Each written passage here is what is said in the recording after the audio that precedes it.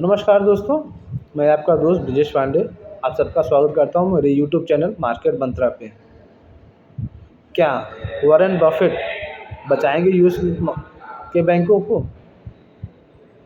जी हाँ, इस वीकेंड पे दोस्तों काफ़ी बड़ी डेवलपमेंट एक आ रही है, जो आज हम अभी इस वीडियो में अपने डिस्कस करेंगे कि क्या वॉरेन बफेट के पास वो टूल्स, वो ऑप्शंस हैं, या क्या वो जो यूएस की बैंकें कोलैप्स हो रही है, वॉरेन बफेट जी को कन्विंस कर पाएंगे कि आप उनको बचाएं, उनको बेल आउट करें। तो आज इस पर काफ़ी डिटेल में डिस्कस करेंगे। उससे पहले आप सभी से रिक्वेस्ट है, जिन्होंने अभी तक मेरा चैनल सब्सक्राइब नहीं किया, प्लीज़ चैनल को सब्सक्राइब कर लें, बेल आइकन को दबा दें, ताकि आगे जब भी नए मैं वीडियोस बनाऊँ, अपलोड करूँ, तो आपको सबसे पहले उसका नोटिफिकेशन मिले और आप उस वीडियो को देख सकें। तो शुरू करते हैं दोस्तों। अभी कल कल एक काफ़ी बड़ी न्यूज़ आ रही है कि यूएस में ओमाहा में करीब 20-25 प्राइवेट एयर जहाज़ें लैंड हुई हैं। प्राइवेट एयरक्राफ्ट जो हैं वो 20-25 एयरक्राफ्ट लैंड हुई हैं। अब ओमाहा में ऐसा क्या है कि यार एक दिन में इतने प्राइवेट लोग जहाज़ लेके पहुंच गए। तो ओमाहा में दोस्तों रहते हैं वॉरेन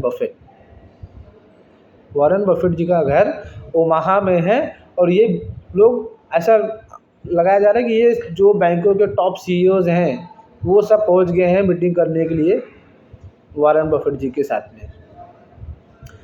अब अगर ये वॉरेन बफेट का नाम आता है और वो कुछ करते हैं तो ये काफ़ी पॉजिटिव होगा। मुझे ऐसा लगता है कि अगर समझ लो वॉरेन बफेट जी कन्विंस हो गए कि हाँ ठीक है, मुझे पैसा डालना है, मैं डाल देता हूँ, आप लोग बोल रहे हो तो मैं आपके बैंकों में पैसा निवेश करता हूँ, तो इन बैंकों को काफ़ी कुछ राहत मिल सकती है। मतलब फिर ऐसा बोल सकते हैं शायद कि यूएस की बैंकों की जो प्रॉब्लम है वो सॉर्ट आउट होती रही।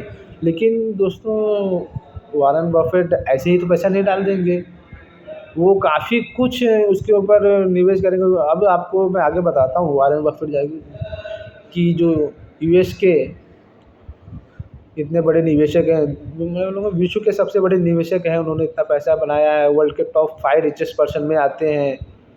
तो उन्होंने इतना पैसा ऐसे ही तो नहीं बनाया है, तो ऐसे ही पैसा इन बैंकों के ऊपर डाल नहीं देंगे। आपको उससे पहले वॉरेन बफेट जी के निवेश के बारे में कुछ मैं बताना चाहूँगा, जिससे आपको आइडिया लगे, थोड़ा समझ में आइडिया आएगा कि हाँ वॉरेन बफेट पैसा इन बैंकों में निवेश करेंगे या नहीं करेंगे। अब मतलब अगर बोला जाए ना कि क्या बोलते हैं कि अगर किसी छोटे आदमी के ऊपर किसी बड़े आदमी का हाथ हो या हाथ रख दे, तो फिर उसको डुबाना या उसको कुछ करना थोड़ा मुश्किल हो जाता है और वो उसकी नैया पार हो जाती है। तो वॉरेन बफेट जी का यही है कि अगर वॉरेन बफेट जी ने इन बैंकों के ऊपर हाथ रख दिया या उनमें निवेश कर लिया तो इनकी नैया तो पार हो जाएगी, ये इस जो संकट में फंसे हुए ना उससे निकल जाएंगे। लेकिन उससे पहले मैं आपको बताना चाहूँगा कि जब ये आदमी जिसके हाथ के ऊपर से रखेंगे कि नहीं रखेंगे क्या है वो तो दूर की बात है, लेकिन उससे पहले तो उनसे क्वेश्चन आंसर तो करेंगे ही। अब पैसा है उनके पास, वो $100 बिलियन के करीब लेके बैठे हैं। अब $100 बिलियन उनके पास काफ़ी दिन से पड़े हैं, वो भी सोच रहे हैं मुझे कहीं पे तो निवेश करना है, इन्वेस्ट करना है। और वो पैसा निवेश कर भी सकते हैं, लेकिन वो करेंगे कैसे या नहीं करेंगे, तो वो उसको बताता हूँ मैं आपको। और वो पैसा ना निवेश ऐसे नहीं करते यार, जब उनको लगता है ना कि हाँ इस मतलब कंपनी में है दम, ये अगर मैं आज इसमें निवेश कर दूँ तो इसको एक लाइफ टाइम मिल जाएगी और ये इससे निकल जाएगा, ये बच जाएगा, तो ही निवेश करेंगे। अगर उनको लगेगा ना कि नहीं यार ये तो क्या मतलब, ये अब खुद तो डूबेंगे, मुझे भी लेके डूबेंगे, इनके पास कोई ऑप्शन नहीं है, तो वो उसके अंदर वो निवेश फिर नहीं करेंगे। अब जैसे मैं आपको एक एग्जांपल बताता हूँ कि 2008 की एक स्टोरी बताता हूँ उनकी। आप कि 2008 में एआईजी, जिसका आप पहले जानते होंगे कि पहले अपने यहाँ पे भी टाटा एआईजी थी, जिनका टाटा के साथ में था निवेश, हालांकि अब तो बंद हो गए। तो 2008 में एआईजी वाले जैसा इनके वॉरेन बफेट जी के पास गए, उनको बोले कि आप हमारे कंपनी में निवेश कीजिए, आप क्या निवेश करेंगे? तो उन्होंने वहाँ पे ना मना कर दिया उनको, एआईजी को, कि नहीं हमारी अभी फ़िलहाल नहीं कर सकते या जो भी है, उन्होंने निवेश नहीं किया। और वॉरेन बफेट जी ने निवेश नहीं किया तो क्या हुआ, एआईजी डूब गई, एआईजी बंद हो गई। तो इस तरह से ना मतलब कि आप सोच सकते हो कि ये जब चाहेंगे, जब निवेश करने को लोग सोचेंगे ना, उनको लगेगा हाँ निवेश करने पे मेरा पैसा बनेगा, तो वो निवेश करेंगे, नहीं तो ऐसा नहीं कर सकते। 2008 में इनको लेमन जो बैंक कोलैप्स हुई थी, उन्होंने भी इनको अप्रोच किया था। वो भी इनके पास गए थे कि निवेश करने के लिए। ये 2008 की बात है कि ये एटमन एटमन अमेरिका में कोई जगह है, वहाँ पे ये फैमिली के साथ में गए थे, दोस्तों के साथ में गए थे घूमने के लिए। तो वहाँ पे गए थे, तो वहाँ पे इनको लेमन वालों का मैसेज आया कि सर आपके लिए निवेश के लिए कुछ ऑप्शन है, ऐसा ऐसा है, आपसे मिलना चाहते हैं, वो सब है। तो उन्होंने बोला ठीक है यार, अभी मैं तो बिज़ी हूँ, आप मेरे को फैक्स कर दो यहाँ पे तो होटल पे उन्होंने बोला फैक्स कर दो। होटल गए, वहाँ से वो उनको फैक्स आया नहीं आया पता नहीं, वो सब किए नहीं, फैक्स उनके साथ वहाँ पे भी नहीं मिला, तो वो निकल गए। फिर अगले दिन वापस से उनको लेमन वालों का फ़ोन आया कि सर हमने आपको डिटेल फैक्स किया है। तो उन्होंने बोला यार मुझे तो कोई फैक्स मिला नहीं आपका, अभी तक तो कुछ आया नहीं है। तो फिर इनके पास जो मोबाइल ये जो ना यूज़ करते हैं आज भी, वो मोबाइल जो अपना वो फ्लिप वाला मोबाइल आता था ना कि बंद कर दिए फिर ऐसा खोल दिए, वो फ्लिप वाला, ये वाला वो मोबाइल वो आज भी यूज़ करते हैं, वही मोबाइल यूज़ करते हैं। ऐसा आज के टाइम पे वो कोई बड़ा मोबाइल ऐसा आईफ़ोन वगैरह नहीं यूज़ करते। तो इनकी बेटी ने उन्होंने कुछ मैसेज भेजे, तो उनकी बेटी ने उनको मैसेजेस पढ़ के बताए। बट उन्होंने मतलब लेमन ब्रदर्स में पैसा नहीं लगाया, लेमन ब्रदर्स कोलैप्स हो गया। तो मतलब ये स्टोरी बताने का मतलब ये है कि अगर उनको लगता है ना कि अगर मुझे इसमें पैसा बनेगा तो ही ये पैसा लगाते हैं, नहीं तो पैसा ये नहीं लगाते उसमें निवेश नहीं करेंगे। और इनका मतलब कुछ ना कुछ ऐसा बोल देंगे यार मेरा कॉन्टैक्ट नहीं हो पा रहा है, मैं आपसे मिल नहीं पा रहा हूँ, या ऐसा कुछ है। तो इस हिसाब से ऐसा लगता है। वो कभी अगर हम डिटेल में डिस्कशन करेंगे तो लेमन वाला स्टोरी हम आपके साथ में डिटेल में कभी डिस्कस करेंगे।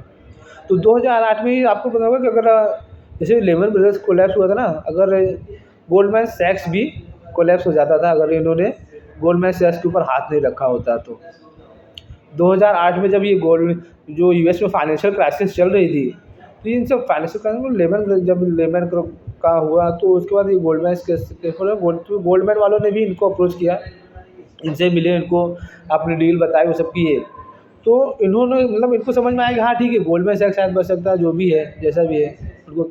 अब उनकी क्या स्ट्रेटजी थी उस समय, क्या उसमें उन्होंने पढ़ा, वो तो उनको बेटर ज़्यादा पता रहेगा। तो गोल्डमैन सैक्स को उन्होंने पैसा दिए, गोल्डमैन सैक्स को पैसा दिए।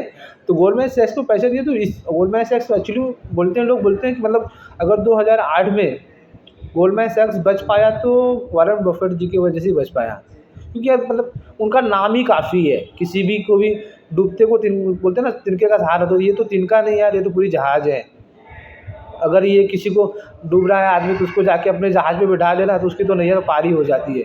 तो उन्होंने जाके गोल्डमैन सैक्स से डील किया। और यार ये मतलब वॉरेन बफेट जी है ना, मतलब ऐसे ही पैसा नहीं दे देते।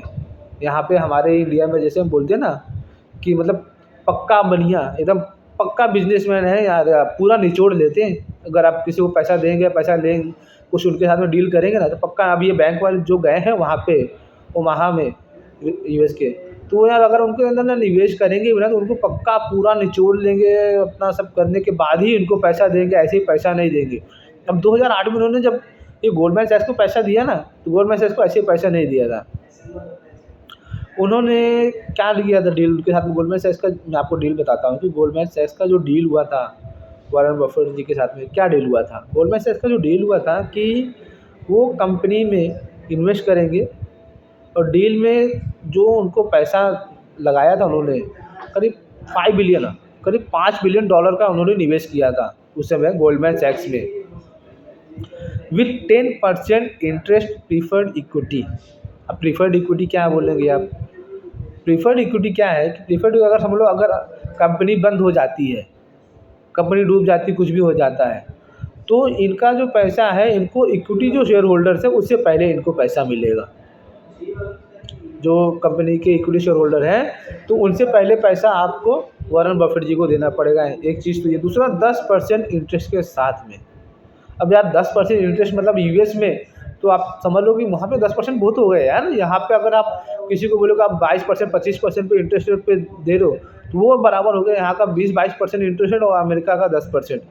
तो 10% एनुअल इंटरेस्ट रेट के हिसाब से उन्होंने प्रीफर्ड इक्विटी में उन्होंने इन्वेस्ट किया। प्लस उसके साथ वो लोग, अगर हमको अगर और ठीक लगा, अच्छा लगा, तो हम $5 बिलियन का आपका इक्विटी शेयर्स भी ले सकते हैं। अब ये जैसे ही मार्केट न्यूज़ में आई ना कि वॉरेन बफेट ने गोल्डमैन सैक्स में निवेश किया, गोल्डमैन सैक्स में निवेश किया, तो उसके बाद क्या हुआ, गोल्डमैन सैक्स ने $4.5 बिलियन का पब्लिक ऑफरिंग की, QIP की, जैसे हम यहाँ पे बोलते हैं QIP। $4.5 बिलियन का उन्होंने QIP की और वो करीब कुछ $120 से $130 के आसपास में किया था। वो फुल्ली सब्सक्राइब हो गया उनका वो, तो गोल्डमैन सैक्स को वहाँ पे मिल गया। प्लस उसके साथ में वहाँ की जो गवर्नमेंट थी, गवर्नमेंट ने भी गोल्डमैन सैक्स में करीब $10 बिलियन का निवेश किया। तो इस तरह से जो है, मतलब ये क्या है कि ये काफ़ी, मतलब इनका नाम ही काफ़ी है। अगर गोल्डमैन सैक्स ने को खाली वॉरेन बफेट का नाम का सहारा मिल गया, जिसकी वजह से जो वहाँ से लोग पैसा निकाल रहे थे या जो विड्रॉल कर रहे थे, उनके शेयर्स बेच रहे थे, जैसे लोगों को पता चला ना वॉरेन बफेट जी ने इसमें निवेश किया है, तो यार वॉरेन बफेट ने निवेश किया तो मैं क्यों नहीं कर सकता हूँ, मैं भी करूँगा। उस चक्कर में और बढ़ गई। और वो उनका जो गोल्डमैन सैक्स का जो शेयर्स $20-30 आ गया था, $450 गोल्डमैन सैक्स के शेयर्स के भाव पहुँच गए। और उसमें वॉरेन बफेट ने काफ़ी अच्छा प्रॉफिट करके वहाँ से निकले। और ये सब स्टोरी बताने का मतलब क्या है कि आपको ये स्टोरी इसलिए बता रहा हूँ कि गोल्डमैन सैक्स के पास अपना ये वॉरेन बफेट के पास जो ये बैंक गए हैं ना, तो वो आपको इनको ऐसे ही पैसे नहीं दे देंगे।